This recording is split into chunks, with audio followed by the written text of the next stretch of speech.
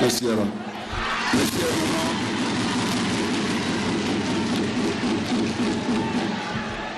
Ah, je crois, et en votre nom, vous tous, je crois, j'apprécie cette joie qui nous anime, mes chers compatriotes, pour ce privilège que mon cher aîné, le président Alassane Ouattara, président de la République seule de Côte d'Ivoire,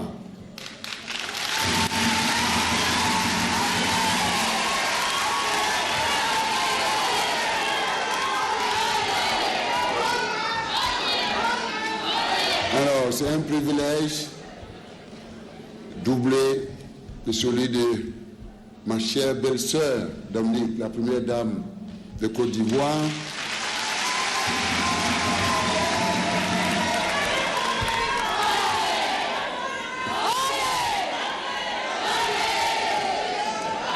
Merci.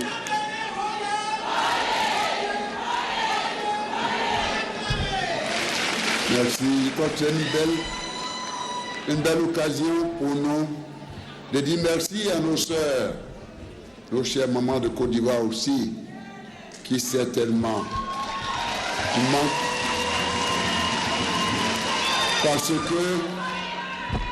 parce que c'est un moment où le président, ou un moment où il devait absolument, où il devait fêter avec nos sœurs et nos chers mamans de Côte d'Ivoire. Je crois, en votre nom, je voudrais leur exprimer toute notre reconnaissance, puisqu'elles ont accepté que notre président, notre cher président, vienne rehausser de sa présence avec la première dame cette cérémonie, cette fête qui aujourd'hui exprime la joie à notre niveau. Mais je crois que vous-même, vous le savez bien, on vient de se quitter, on s'est retrouvé là, et il m'a confié il m'a fait cette confidence que vous connaissez bien. Et je dois absolument être fidèle. Il m'a chargé de vous dire que absolument, que cette beauté extraordinaire l'a frappé.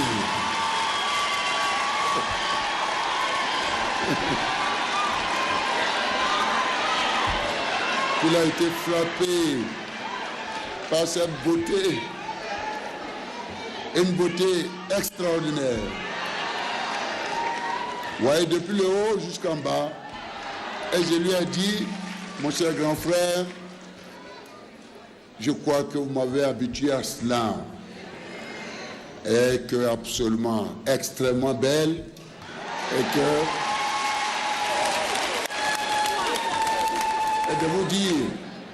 et de vous dire aussi qu'il vous adore également, il vous aime.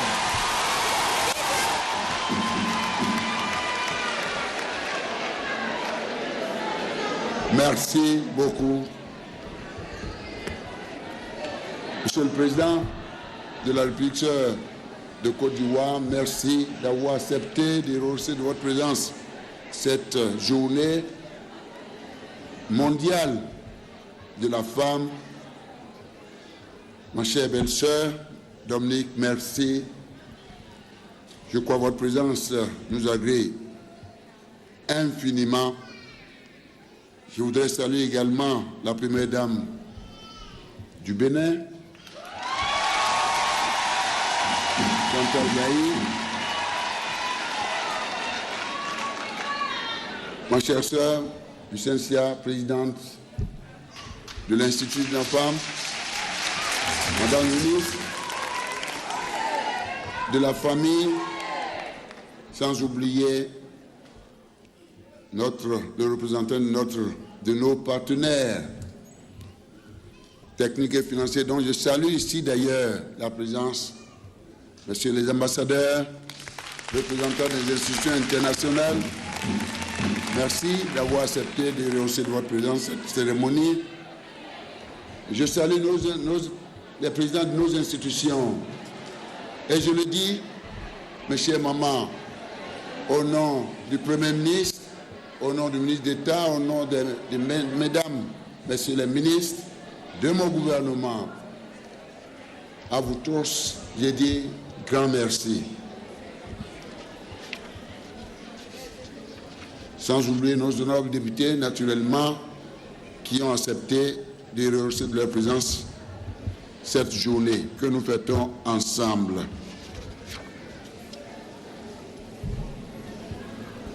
Mes chers mamans, en union de cœur avec la communauté internationale, notre cher pays, le Bénin, célèbre donc ce jour, vendredi 8 mars 2013, la journée internationale de la femme, instituée en hommage à nos chères mères, à nos épouses, à nos sœurs, à nos filles, véritables pierres angulaires de toute la société. Cette année, la commémoration de la journée internationale de la femme dans notre cher pays revint cacher exceptionnellement particulier avec la présence, comme je viens de le dire, à nos côtés, de mon cher grand frère, mon frère aîné, bien-aimé ami, son Excellence, Dr Alassane Ouattara, président de la République sœur de Côte d'Ivoire.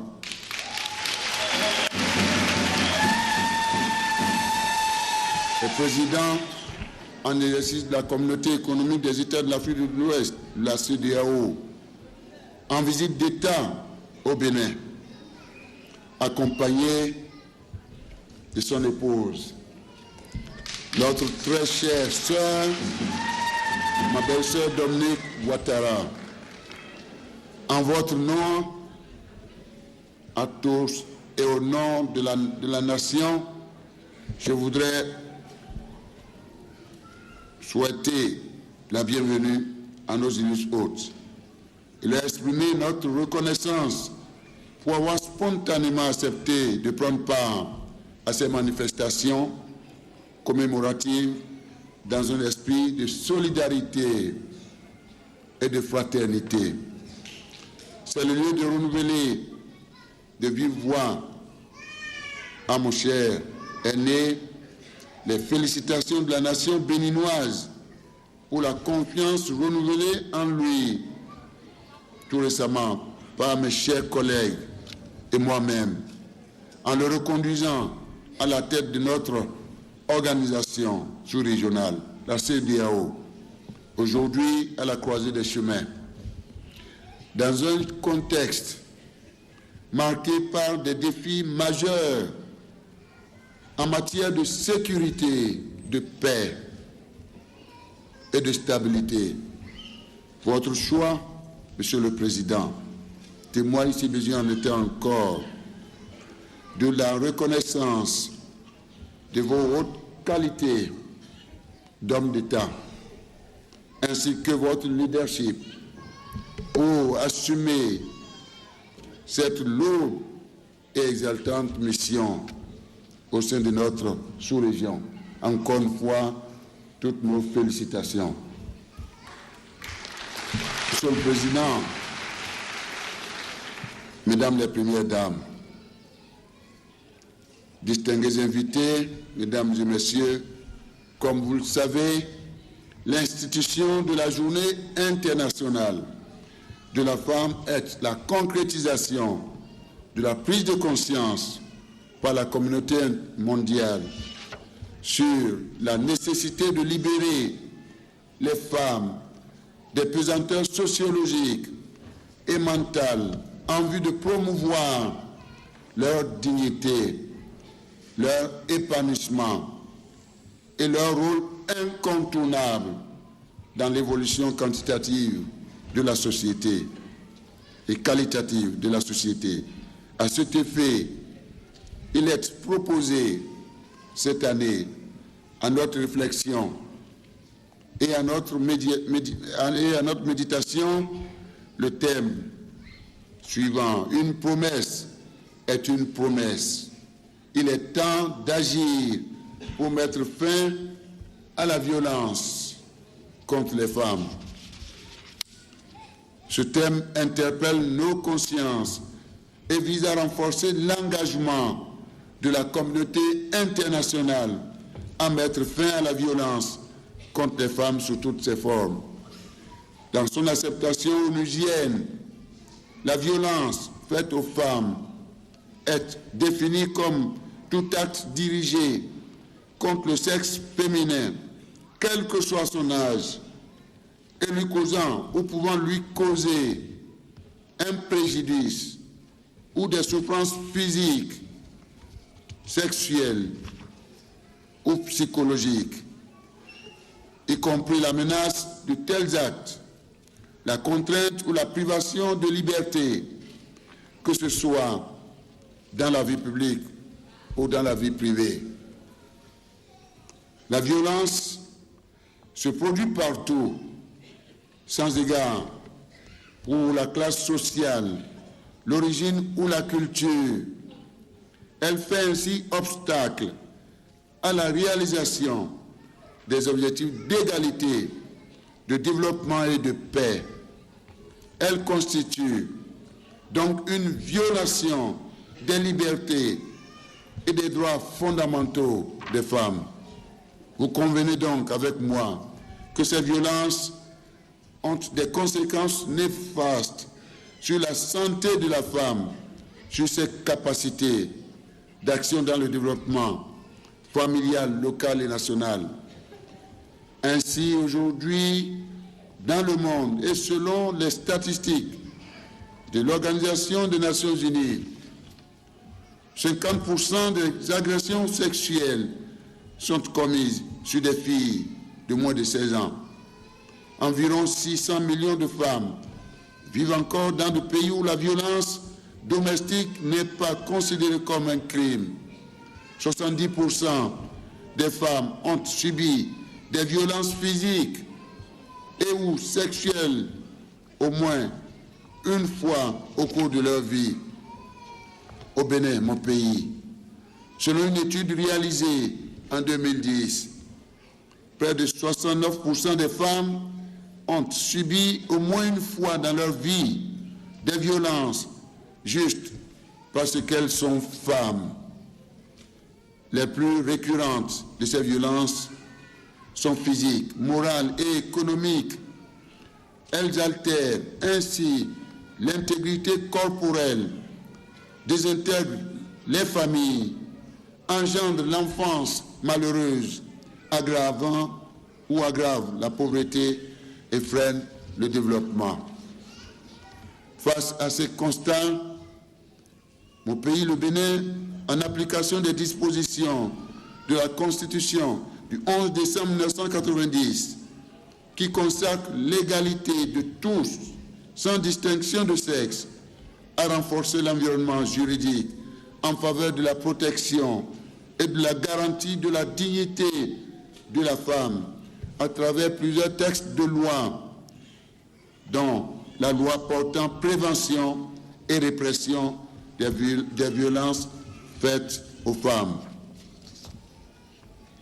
C'est le lieu de remercier sincèrement, au nom du peuple béninois, la représentation nationale, les partenaires techniques et financiers, les organisations de la société civile pour leur contribution de qualité à l'adoption et à la vulgarisation de cet important instrument juridique en faveur des femmes. Monsieur le Président, Mesdames les Premières Dames, distingués invités, aucune solution durable aux problèmes sociaux, économiques et politiques les plus pressants de la société ne peut être trouvée sans la pleine implication et l'intégration de la femme au processus de production. C'est pourquoi, au-delà de la question des violences, la journée de la femme nous donne l'occasion, Monsieur le Président, de réfléchir sur la problématique générale de la promotion, de la protection et de l'émancipation de la femme en tant que personne humaine et actrice du développement. Il s'agit là d'une cause universelle, car les disparités entre hommes et femmes persistent encore partout et appellent des actions concrètes et efficaces de la part des décideurs. Nous devons donc travailler à la défense des droits fondamentaux de la femme pour réduire les inégalités en donnant aux femmes les moyens de s'affirmer. Ainsi, pour donner à la femme sa dignité en reconnaissance de la place centrale qu'elle occupe au sein de la famille et de la société. Mon gouvernement, conscient de son rôle de premier plan dans cette lutte,